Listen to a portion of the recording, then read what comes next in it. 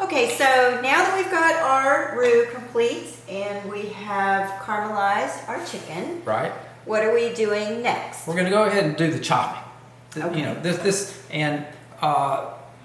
first thing we're going to chop are the vegetables that are going to go in the soup. These three vegetables, when you put them together like this, is called the Mirepoix. That's the French cooking term. What is Mirpoix? Mirepoix is carrot, onion, celery, like the Holy Trinity or whatever you want different cooking styles call it. But Mirepoix is the classical cooking thing.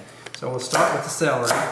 And this can be the base of any of the soups that we make. That's or right. just primarily just a chowder base. No, many soups. Yeah, Okay. Mirepoix is a base for. It's a base of many sauces and soups and stew, all kinds of things. Mirepoix is used in. So, Okay. and many different ways it's used. And are the veggies diced? Do they have to be finely diced, or? Yeah. Well, they can be small, medium, or large dice, or fine, depending on your preparation. I'm going to do about a medium-sized dice for this. Okay. Just to give a basic knife cutting, a couple of things. I don't want to go into too deep right here, but basically the knife cutting in most cooking preparation is done with a French style knife. That's this shape of knife. Okay. But we're not in France, so where would I get a French style knife here in the U.S.? You may have trouble finding one, man. I don't know, but they're all over the place. Is that otherwise called a chef's knife? Yes, a chef's knife or a French knife. Either way, you can call it either thing. And the basic cutting action with a French knife for most things is this right here. You keep the tip of the knife on the board and you chop like this and you keep your fingers out of the way. Okay. Okay, that's the idea. And you curve your fingers Curve here. your fingers so you don't You run can use the your risk knuckle to guide the knife. Okay. So I have these nice little pieces of celery here. And we're going to do just a medium dice. See how I'm using that rocking motion? Right. And not too many that you're trying to dice at the same time either. That's right. Yeah, just a few at a time. And the celery. This is regular celery, grocery store. I just had it. I've already washed it and everything. It's, Okay. It's just. And it's really the heart of the celery, not the tips or the ends. That's right. Now with celery, as with most vegetables, the heart is the best part. Okay. So yeah. Why is the heart the best part? Well, it's the tenderest and the most flavorful. Flavorful. Yeah, in most vegetables, the heart. Yeah. Okay. That's a good point. Yeah. Okay, so now we've moved from the celery, which is a medium dice, and Right. we are working on the carrots. Carrots are something I have a hard time with, because they're round. They're round. They're round. And so they don't stay stable on the board. So how do you manage that? I can show you how I do that. These carrots, because I've already cut the ends off and I peeled them. Okay. I'm gonna just cut them right in half first. Right. Now, to keep it from rolling on the board, what you do is cut a little piece off like that and Get a flat surface. Now get a flat surface. Okay. Okay. This is one way to do it. Okay, and then I'll cut these straight down like that. And then to get a medium dice, I'm going to cut each one of these about in half. Because of the diameter of the carrot, Because of the right? diamond carrot, yeah. Mhm. So this one's then kind of again- wide. I might give it 2 cuts. So we've got that same size now of what you had in the celery. Right. Okay. Right. That's pretty much what we want to go for here. Okay, like that. And I'll show you one other way that works quite well too. That the carrot will still roll a bit, but Right. to take this and just cut it in half, Almost quarter it then. and then we'll just quarter it. Okay. Okay. This is another way of to dice the carrot, and you've got these little quarter moon shapes. That's what you end up with. Okay, so that's how we do it. We'll probably do the rest But of it. still about the same texture. It's I mean, about or the same size, rather. Yeah, it is. So for a beginner, you would not recommend trying to go as fast, I would imagine, right? Yeah, Just right, to right. get the technique down. Go Yeah. slow. Absolutely. You start slow, like this. And do you typically recommend a wood board? Does that help with the preserving the blade, or not really at all? Plastic or wood is fine.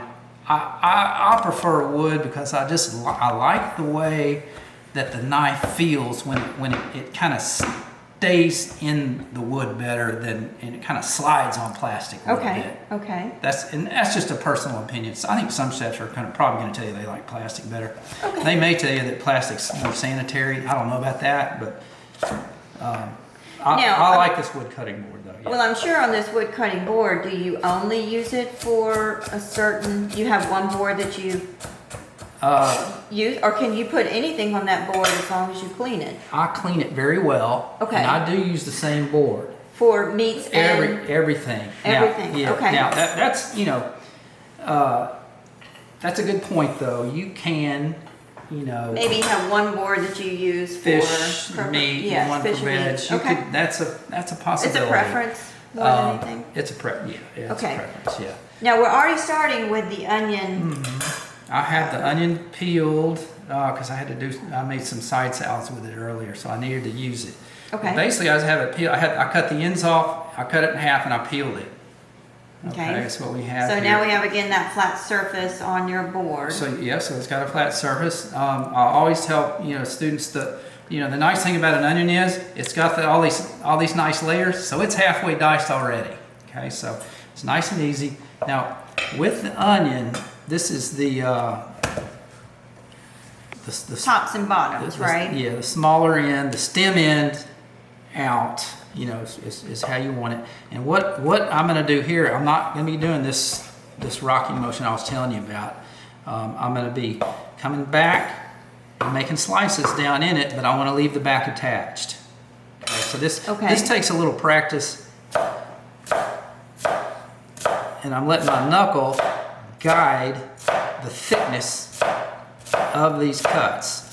And Okay. again, striving for consistency about the same as... About okay. a medium size. Okay. So I've got that. It's attached at the back, so it's not going all over the place. Right.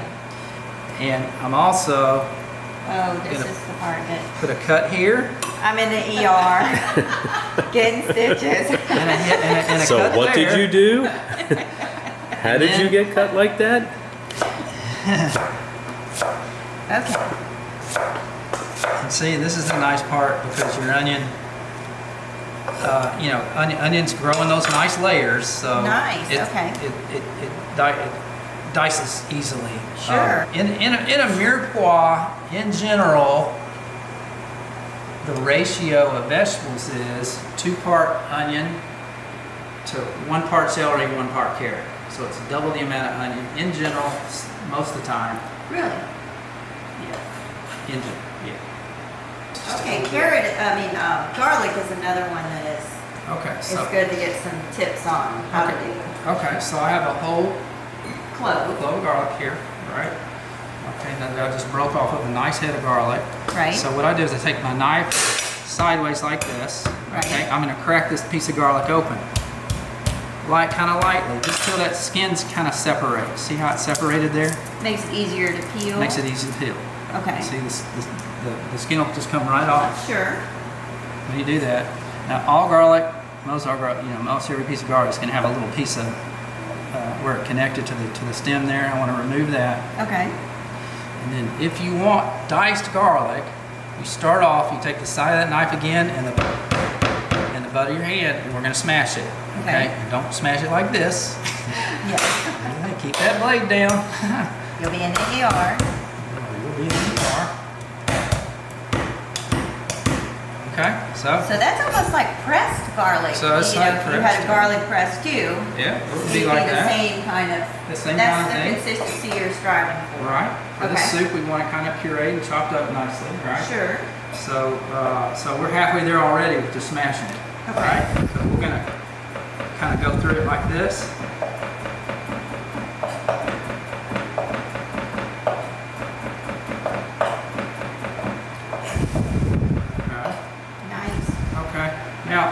I'll show you one other. If you want it really pureed, and you do for some preparations, the way to do that is take the side of your knife like this. You see how I'm smashing that? And this is how you puree it. So it's almost in a paste. Without a food processor. It's almost in a paste type consistency. Exactly. That's what we want. Nice. Okay. Very nice. Okay. So, I've got a red jacket potato here. I'm going to leave the skin on it. This is going to be the potato that goes into the soup. Anytime, more or less, anytime you add a potato just to a soup, turns it into a chowder. So this is a chowder we're making. And I'm going to get these. This is a pretty good size red jacket potato here. So I'm going to just cut them into these wedges first. And then these little pieces, this is about what we're looking for. These are, once these cook, they kind of, smallify a little, cook down a little bit. Okay. This is about the size we're looking for.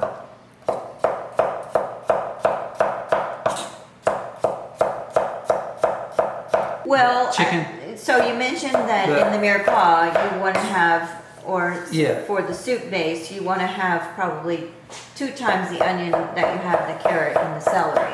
Okay, I'd say in this soup we're going to have about the same amount of potato as we have chicken. Okay.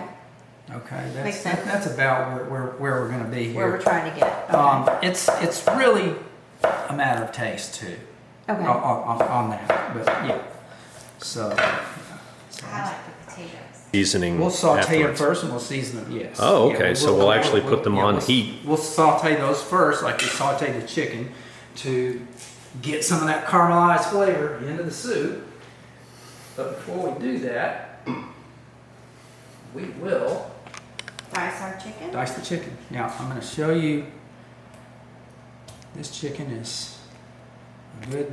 It's probably fully cooked actually. But anyway, if it's a little under, it's fine. Now the chicken also made, that's some of the fat and a lot of the juice from the chicken. We'll hang on to this and we'll throw it into the soup.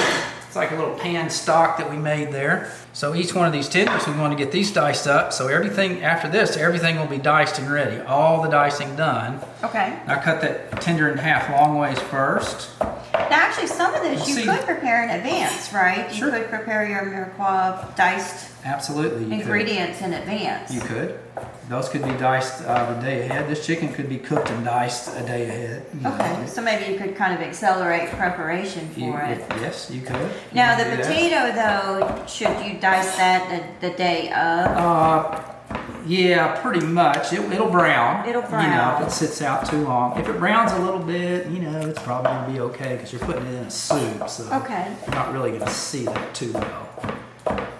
But anyway, yeah, with these chicken tenders, I'm just cutting them in half first Okay. and then dicing them across. Okay, so that's a pretty good amount of chicken for this soup. Okay.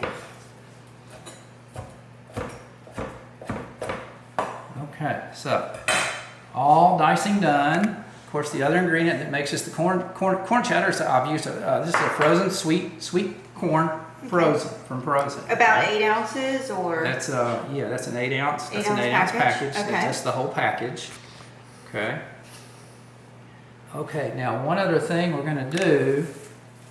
I'm going to use bacon and fresh thyme in this for flavoring in this